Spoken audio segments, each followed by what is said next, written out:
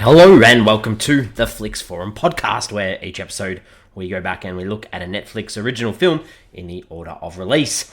Today we have Netflix's 320th film from 2020. It's the biographical drama Mank. It's directed by David Fincher and stars Gary Oldman, Amanda Seyfried, Lily Collins, Arliss Howard, Tom Pelphrey, Charles Dance, and Tom Burke. I'm Jesse, and I'm your host. Thanks for joining me today for this big film. This is a very big film that has quite a lot of history behind it, quite a lot of buzz when it came out, and it's only 4 years ago that this it sort of seems like it's almost disappeared off the consciousness of the film loving community. But I'm here to talk about it today, and as always we do spoil films as we go, so if you haven't seen Mank yet, I know a lot of people have seen it, but if you haven't and you're keen on it, give us a pause and come back later on, because I'm going to break into the film with a little bit of a spoiler, and there will be spoilers throughout. So the Fast Flicks is where we do a quick summary of what the film's all about. So for me, this one, it's the story of the creation of the screenplay for Citizen Kane, which is obviously one of the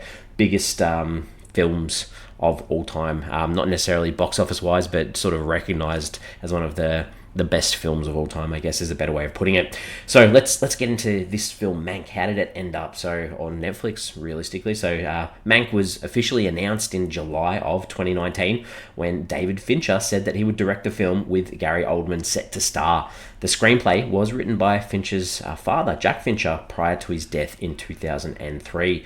It was originally going to be Fincher's follow-up to the 1997 film The Game, with Kevin Spacey and Jodie Foster set to star, but it never came to fruition because Fincher had this insistence on shooting the film in black and white.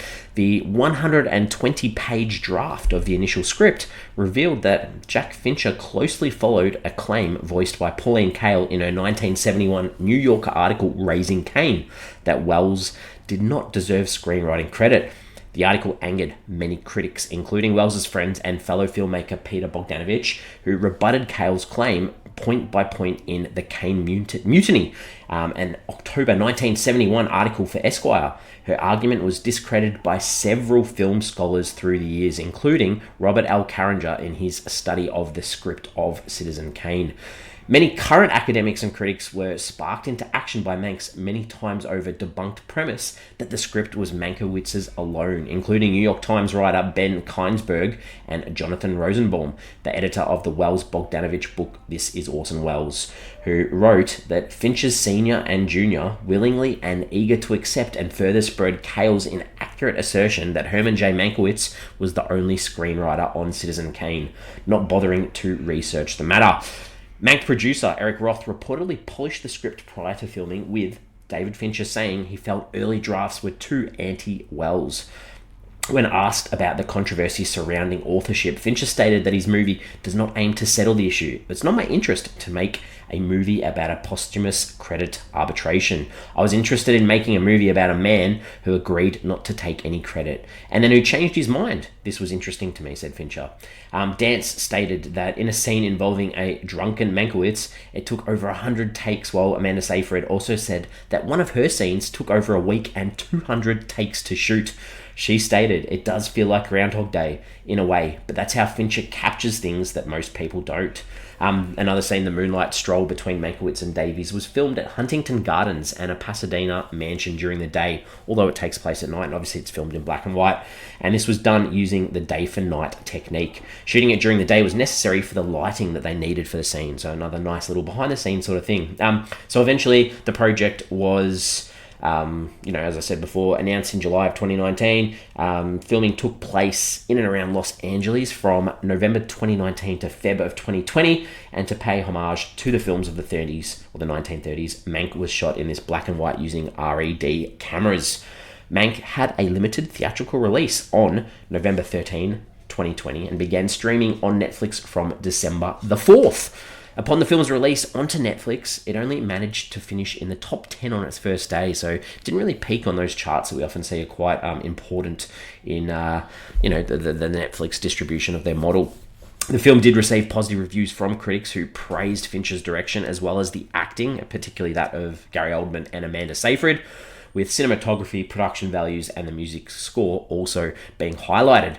The film did earn a leading 10 nominations at the 93rd Academy Awards, including Best Picture, Best Director, Best Actor for Oldman, Best Supporting Actress for Seyfried, and it did win for Best Production Design and Best Cinematography. It also received a leading 6 nominations at the 78th Golden Globe Awards, including the Best Motion Picture Drama. So quite a good story there. I think this cost about $25 million to make. As I said, it did have a short theatrical release, made about $120,000, so not an awful lot. On top of those Academy Awards and Golden Globes, it did have 334 nominations across the award season with 65 wins, so quite a big film realistically. What are the critics and audiences saying about this film? So, Rotten Tomatoes sits at 83%. That's on 355 reviews, so that is certified fresh. The audience a little bit lower, 63%. That's on more than 1,000 ratings though. IMDb, 83,000 ratings, sits at a 6.8 out of 10, so fairly solid. Letterboxd, 3.3 out of 5, so that's a little bit low, I guess. That's on 189,000 ratings, and it's actually been logged by 252,000 people. That is an awful lot of people. Metacritic has a rating, sits at a 79 out of 100 on 52 critic reviews. So on that traffic light system, that is in that green section. And the audience sits at a 6.4 out of 10 on 270 reviews. So also that green section too. What are my early thoughts? I watched this when it came out and I thoroughly enjoyed it. And I enjoyed it again. I think that Oldman's performance is top notch. It has some sort of aurora around it. Just that old school Hollywood feel, the romanticism, I guess, about that time in Hollywood. That really connects with me too. I understand it probably won't with some people, but for me it did. So I'm in on this film.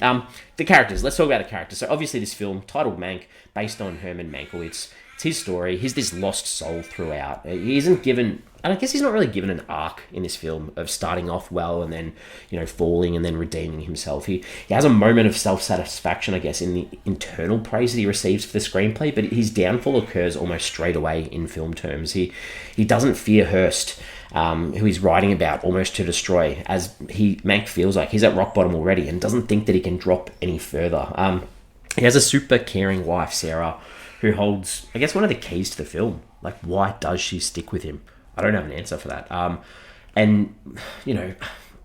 Allow, like Sarah as a wife, she allows him to go off and work and she takes care of the kids and deals with the constant disappointments that he provides as well. So I think he's happy to say what he thinks throughout the film, even if it is alcohol at times that provide him that energy to do this.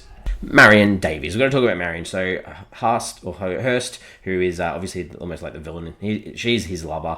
Mank takes, and I'm talking about these characters, I guess, through Mank's eyes. So he takes a liking to her, possibly for the glamour of her position in Hollywood, but realistically, I think it's always made clear that he admires her intellect. She understands that she has nothing to complain about because anything she wants is hers, even if it does take her time to actually love Hearst. So the other side characters, we've got Rita, who's sort of almost like a maid or a nurse for Mank when he set that task of writing this screenplay, and she actually annotates these thoughts for him. And her focus at times is on her partner, who's feared lost in the war. And she struggles throughout with her work and the idea of Mank just not being a nice guy. And it takes her almost assistant, this freighter, German migrant, to open her eyes to the soul of Mank and how he's supported refugees from Germany to get to America and help her understand that he's a good guy too. Houseman is this Hollywood dude who's set with the task of keeping Mank sober and on schedule. We see Mank's brother, Joe Mankiewicz. He seems more professional and always addressed as this good-looking guy and sort of that side character there as well. Orson Welles, we see, not really given enough time, I guess, almost a caricature on screen, sort of seen as rash, focus-driven person, does what he wants whenever he wants, almost follows that line of what a lot of Hollywood stories sort of interpret him as a character. And then Hearst, that villain almost of the film, bankrolling MGM, Mank's wage, but someone with deep pockets and the ability to influence when and how and who he wants at any stage. All right, David Fincher. We've done films from David Fincher before on this podcast. Obviously, he directed The Social Network, Gone Girl, Zodiac, Seven, these films that you'd know of, and the recent film The Killer, which we have a bonus episode out for too. So get on board and listen to that if you can. Let's talk about some scenes. There isn't anything that doesn't work in this film for me, so it is really hard to identify a specific scene. So a lot of this, I guess, will be about the moments or the ways the narrative was told. So I really like the use of the screenplay text on the screen to set the scene between the non-linear storytelling moments, which I thought was excellent as well, by the way. Houseman, we have this scene where he's talking to Mank about his writing, being all over the place, jumping around, needing to be simplified, as it's too much for a motion picture audience. I thought this was really well done because it's relevant to how this film was edited as well. So I thought that was good. Louis B. Mayer, we see that we see this scene where there's a walk and talk almost through the halls of the MGM studios with Mank, and he talks about his 3 rules for MGM, which is like, number 1, art for the art's sake. He spends millions of dollars on films a year that he never releases, and the second rule about the star of MGM being Leo the Lion, and the third one about MGM standing for the whole family. And this leads to Mayer walking out onto this stage to talk to the MGM family, all of the actors, the actresses, and asking them to take pay cuts, which really showed how he didn't care about this family rule. I love all the little film Hollywood references throughout. There's so many. Like, every time you watch it, you pick up on something different. I thought that was excellent. Shelley's little side story, it was sad, about him wanting to work so bad that he does the work for Hearst that he can't forgive himself for. It's very sad, but really well done. Just this side little story put in there too. The election night party. Just some really cool camera work and shots that I'm not going to go into, but I thought that was cool. Mank tells his brother that he's washed up and has been for years. Just that recognition of where he is and who he was. I like that too. And finally, Mank being drunk and making that scene at Hearst's place at the end. Probably went on too long, but the projectile vomit, that was funny. All right, themes, ideas. What's this film trying to say? So obviously alcoholism, that leads in, I guess, from that last point, but the impact it can have on family life, on careers, on the ability to live as well. That do or die struggle of movie studios to win people back to theatres during the Depression this time, and also you can relate that to the pandemic recently, or the writers' strikes and the actors' strikes and things like that.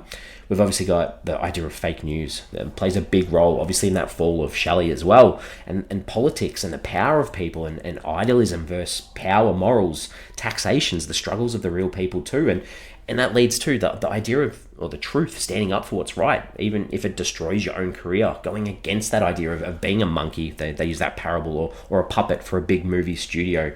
If you don't have anything nice to say, don't say it at all, or willingly deal with those consequences. Also, the idea of film not just being about entertainment, but including literary moments like interpretation. I really like that too, that magic of movies, which they touch on too. What did I take away from this one? I think, obviously, you'll have more context around this film if you've seen Citizen Kane, because there are so many references, but a really good companion piece, I guess, is to watch this documentary called The Battle Over Citizen Kane. It's on YouTube. It cuts between Orson Welles' narrative and Hearst's narrative in a real effective way, and I think, it'll make this film make a lot more sense if you don't have any background knowledge around this story. Questions, ponderings. I spoke about this before. Sarah, why does she put up with Mank? I don't know. I don't know, but her love and her support throughout is so critical to him as a character. The movie capital of the United States is depicted here. So we're talking about Hollywood. It's depicted here where almost nobody is happy in their work or proud in it for the matter. That's from RogerEbert.com. I thought it was an interesting sort of comment because, this is about Hollywood, glitz, glamour, and a lot of the characters in this film, it's the sadder side of their story. So I thought that was an interesting little take. For me, I think, why did they not show us a scene with Welles and Mank fleshing the story out? It would have been great to see Orson Welles and him debating the story or changes that needed to be made. They sort of left Welles out, and I guess that's that reason, because they wanted this to be Mank's story, but I thought that would have been a nice little touch. A bit of recency bias, I guess, but I couldn't help feel a bit sad when Mank, he walks down the Paramount Studios lot. Just that idea that, it's probably going to be sold off soon to developers. That makes me sad that there's so much history in this place, and at the end of the day, it all comes down to money. And the final thing, the idea that Mank is just a writer.